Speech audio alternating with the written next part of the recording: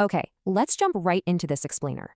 Why do some people go from absolute zero to crazy wealth? You think it's all about rich parents or connections, right?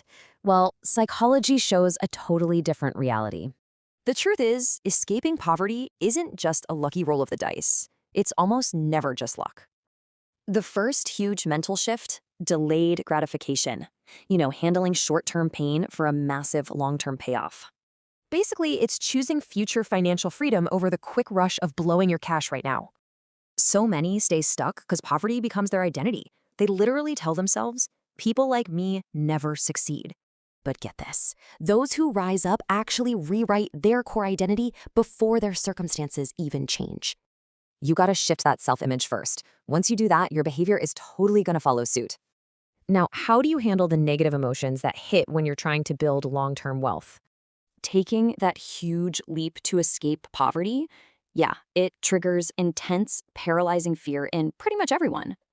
You're also going to face deep frustration and, honestly, the sharp sting of social embarrassment from your peers. Plus, expect a constant, brutal wave of rejection. It is absolutely going to test your resolve. But real wealth builders, they don't let these temporary feelings derail them. They stay relentlessly consistent. You see, our human brains are literally hardwired to crave safety, comfort, and highly predictable outcomes. But building wealth requires the exact opposite. You need a high tolerance for total uncertainty and heavy risk. The psychological trick here is learning to act long before any certainty exists. That's a real game changer.